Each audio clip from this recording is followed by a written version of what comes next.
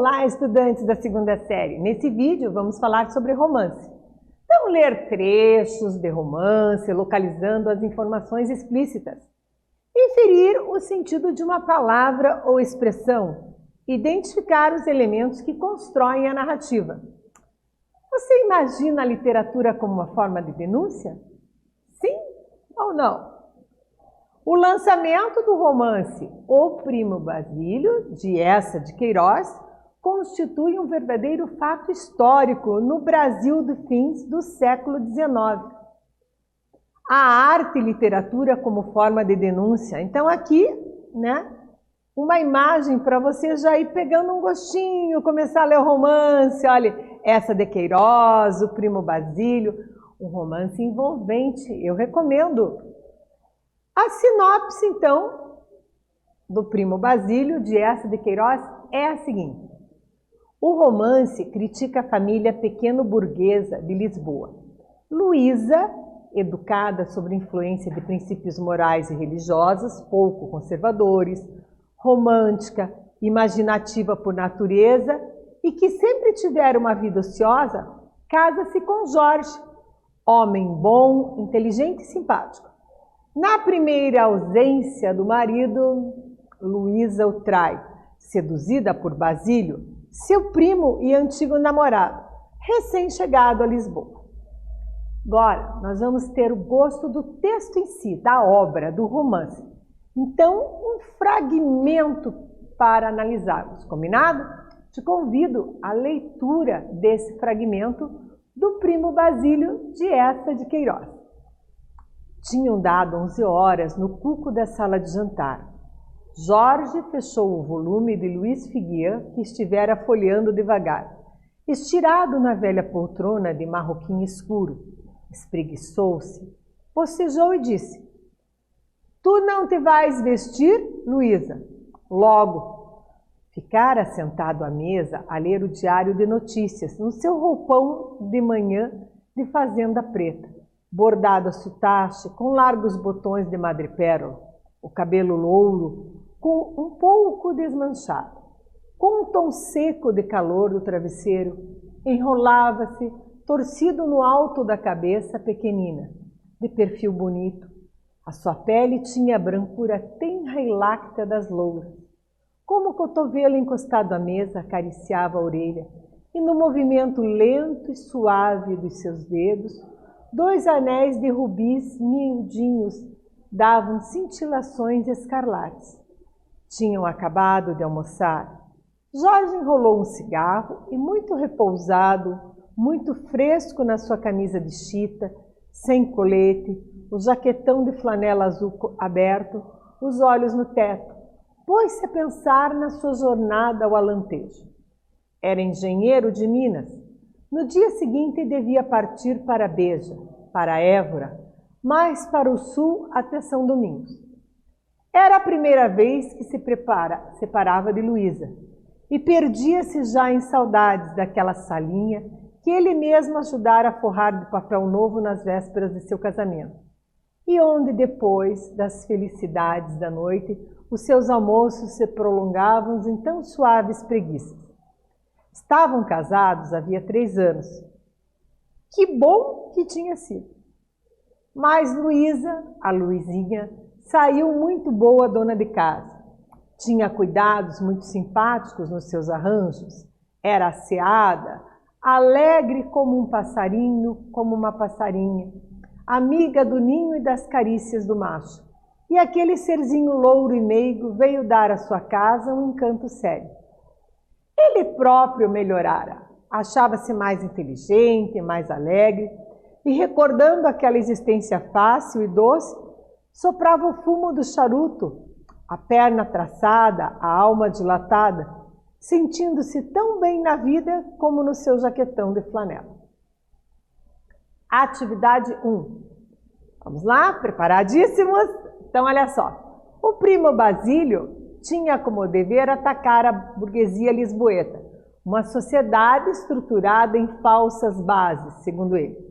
Nesse primeiro trecho, o que descobrimos sobre esse casal de Lisboa? Luísa e seu marido Jorge. Faz aí, eu te aguardo aqui.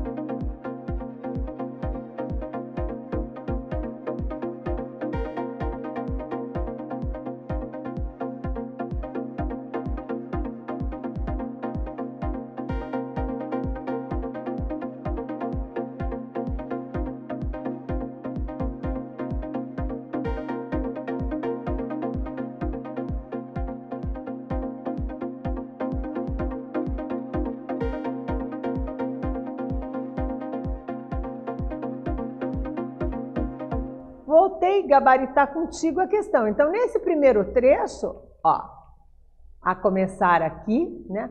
O que que nós descobrimos? Primeiro, nós descobrimos o quê?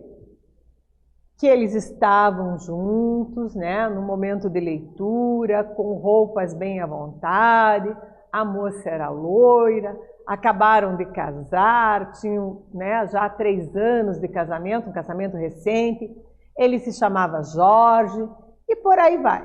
Ia viajar no dia seguinte, como diz aqui, ó, para o Alentejo, ele era engenheiro. E um dado importante, a primeira vez que ele ficava longe da esposa, da Luísa, tá? Ela era ótima esposa, gostava de tudo. Com isso, então, eu posso sintetizar que Jorge e Luísa tinham uma vida como? Bem tranquila, sem grandes preocupações, casados há 3 anos. Tá? Então, eu posso fazer uma síntese e colocar dessa maneira aqui, combinado? Os vários tipos de narrador. Professor, quais são os vários tipos de narrador que existem? Vamos a saber. O narrador onisciente, o narrador observador e o narrador o quê? Personagem. Quais são as características de cada narrador? O narrador onisciente, o que ele conhece? Ele conhece toda a história, ele sabe o que a personagem pensa, o que ela sente, o que ela vai fazer, o que ela não vai fazer. É como se ele visse tudo do alto e manipulasse como marionetes, tá?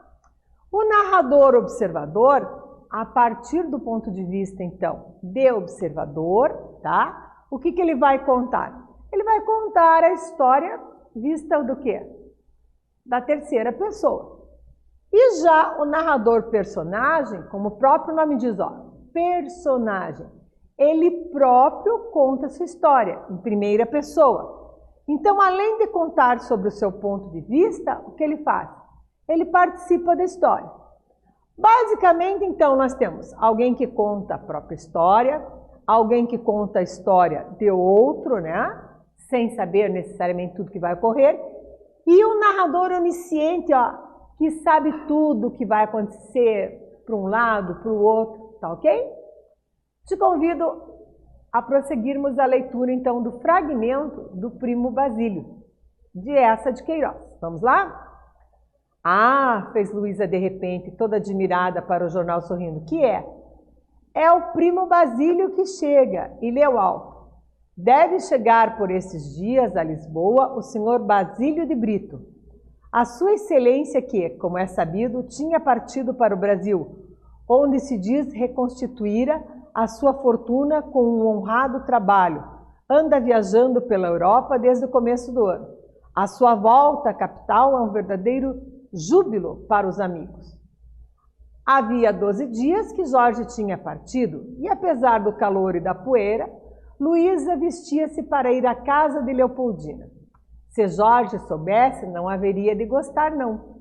Mas estava tão farta de estar só, aborrecia-se tanto. De manhã ainda tinha os arranjos, a costura, a toilette, algum romance, mas de tarde, a hora em que Jorge costumava voltar do ministério, a solidão parecia alargar-se em torno dela. Fazia-lhe tanta falta o seu toque de campainha, os seus passos no corredor. Ao crepúsculo, ao ver o cair do dia, entristecia-se sem razão. Caía numa vaga sentimentalidade, sentava-se ao piano, e os fados tristes, as cavatinas apaixonadas, gemiam instintivamente no teclado, sob seus dedos preguiçosos, no movimento abandonado de seus braços moles. O que pensava em tolices, então? E à noite? Só na larga cama francesa, sem poder dormir com calor.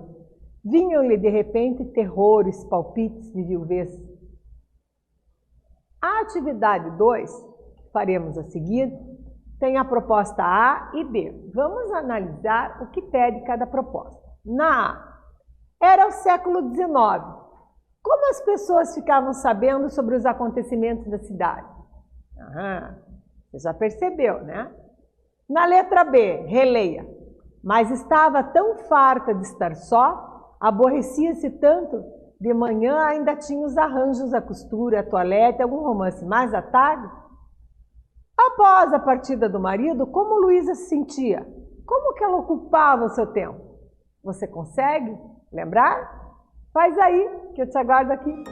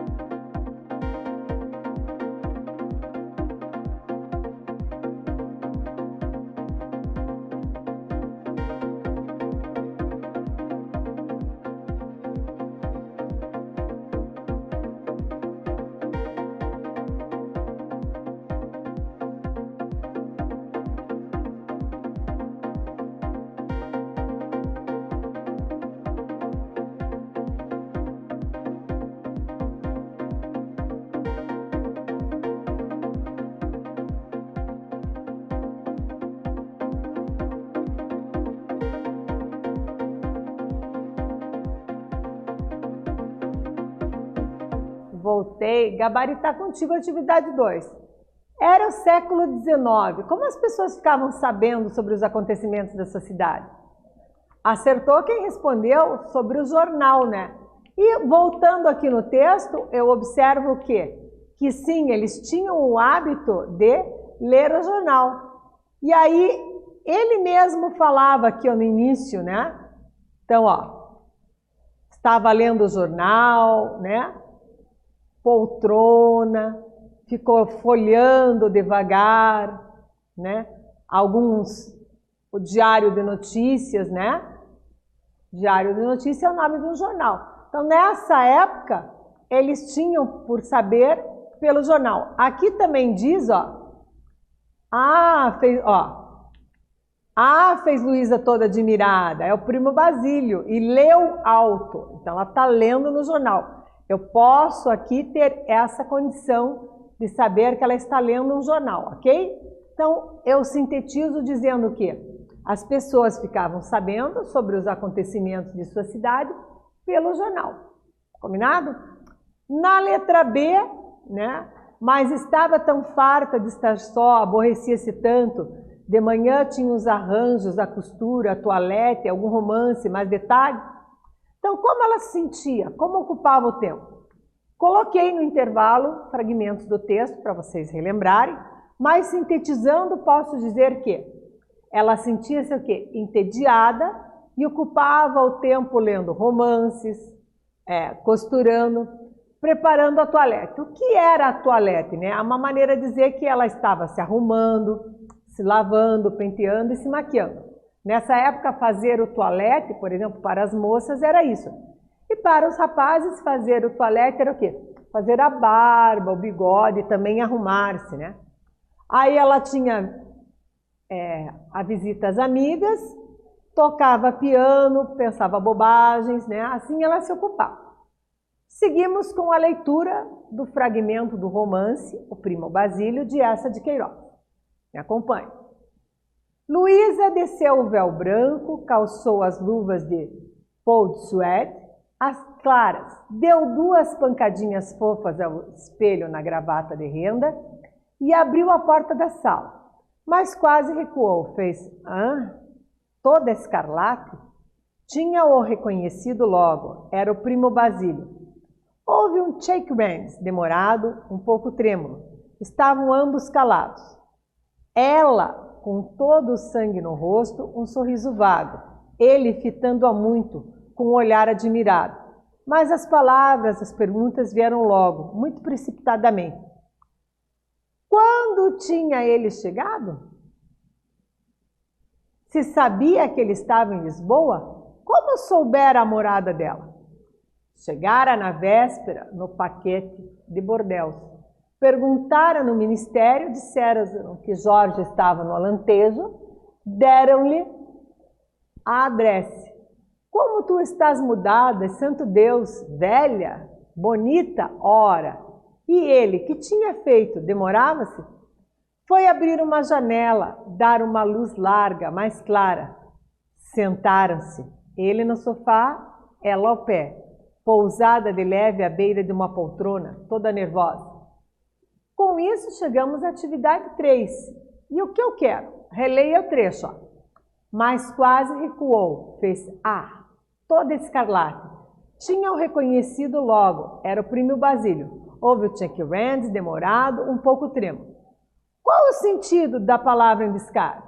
Escarlate, check hands. Você consegue inferir esse sentido? Faz aí, que eu te aguardo aqui.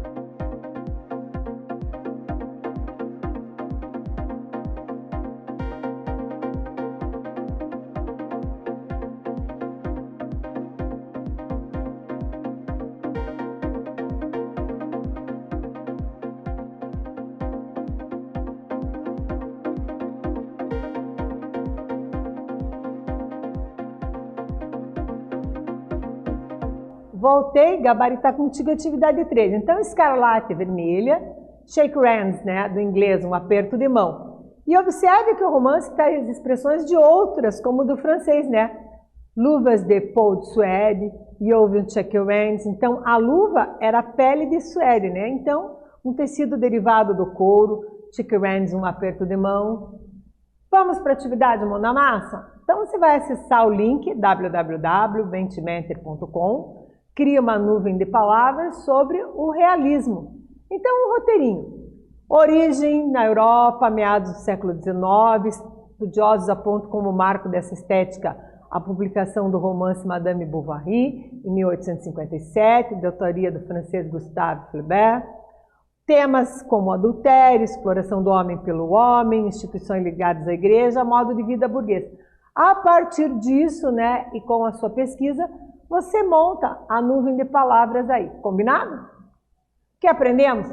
Lemos um trecho de um romance compreensivamente, localizamos informações explícitas em um texto, inferimos o sentido de uma palavra ou expressão e identificamos elementos que constroem a narrativa. Nesse vídeo falamos sobre romance. Espero que vocês tenham gostado e até breve.